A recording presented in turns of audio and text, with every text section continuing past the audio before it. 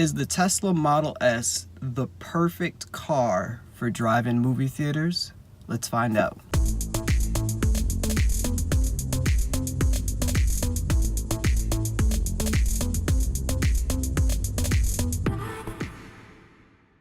So if this is your first time finding my YouTube channel, this video is a little bit different than my normal videos. I'm actually shooting from my car during my road trip.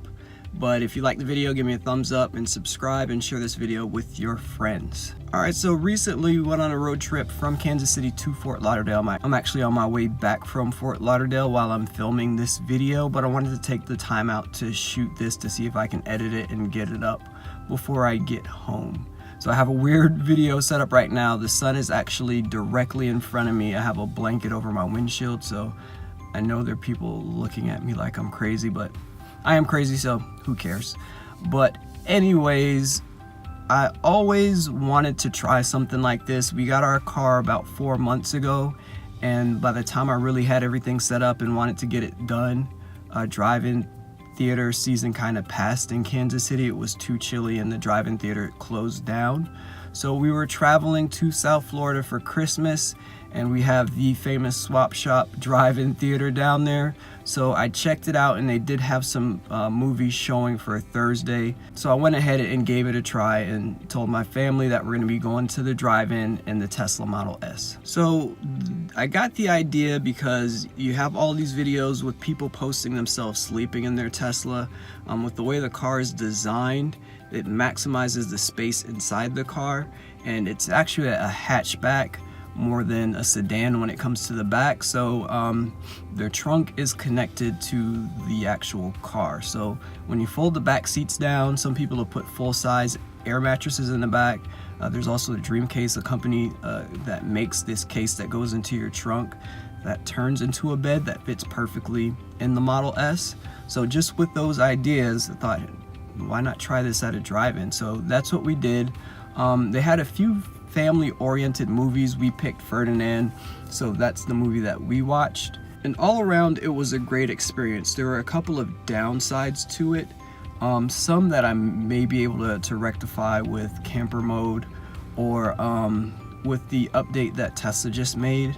But the stereo kept going off after about 30 minutes, so I either had to press on the driver's seat or open the driver's door and close it and to get the sound back on. But like I said, that might be addressed if I put it in camper mode, but I didn't do the research beforehand to actually turn that on. And the other downside was there weren't many cars there. It was a Thursday, but there was a truck kind of close to us and a van a few spaces down, and they had their engines running. Of course, they need to have their engines running to have the radio on or their battery's gonna die. We got their exhaust fumes. So that really stunk, and it wasn't constant, but depending on how the wind was blowing, yeah, that would blow right into the back of our car and we would smell it, and it made it not so pleasant, but it was something that was bearable, so we were able to muster through the exhaust from other vehicles. I can imagine if it was packed, there'd be exhaust fumes coming from a lot more vehicles and it'd be a lot less tolerable, but that's something that all the cars would have to deal with until we have more EVs on the roads and more EVs packing the drive-in theaters. So 3 of us were able to fit comfortably in the back. I took some pictures and I got some video. We left the roof open. The weather was really nice in South Florida. It dropped down into the high 60s at night, so that's definitely bearable for us. We brought blankets with us and hoodies just in case, but inside the car it was comfortable. We brought a couple of lawn chairs and we had one set up outside, and my older daughter actually sat in that wrapped in a blanket, and she was good. Outside the vehicle you couldn't hear that well. Inside the vehicle you could hear great. If we put it up to 11 in the vehicle, it was too loud and it like hurt your ears inside the vehicle. So we left it about 9, so it was comfortable inside the car, but it was hard to hear outside the car. So maybe in the future we bring like a portable radio that, you know, has a radio tuner on it, and you know, we can use that for outside the vehicle, but inside the vehicle everything was perfect. All right, my car just told me that I'm good to go to the next stop, but I'm gonna let it charge for a little bit longer. So yeah, overall the experience was great for us. It's something that we definitely do again. So we're looking forward to drive-in theater season coming up after the winter is all done. We'll get the Model S out to some of the drive-ins in the Kansas City metro area. So for us, definitely worth it. I know you can kind of do similar thing in minivans and maybe even in the bed of pickup trucks, but in the bed of a pickup truck, you're not going to have the sound system available. And in a minivan, yeah, if you open up the back, you're going to be right next to the exhaust pipe, so you have that to deal with. And yeah, we didn't really use much battery leaving the car on to have the stereo playing during the movie, so it wasn't much of a loss there. Overall, great experience, definitely do it again.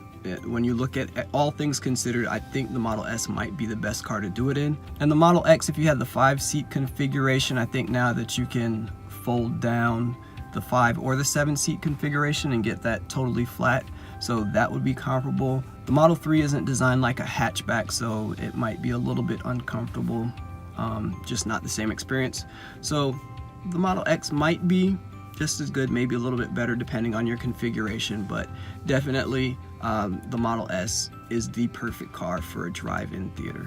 Alright, so again, if you like this video, give a thumbs up, share it with anybody that you think would be interested, and I have my referral code down in the description, and you can use that to get free unlimited supercharging on a new Model S or a new Model X. As always, thanks for watching, and I'll catch you next time.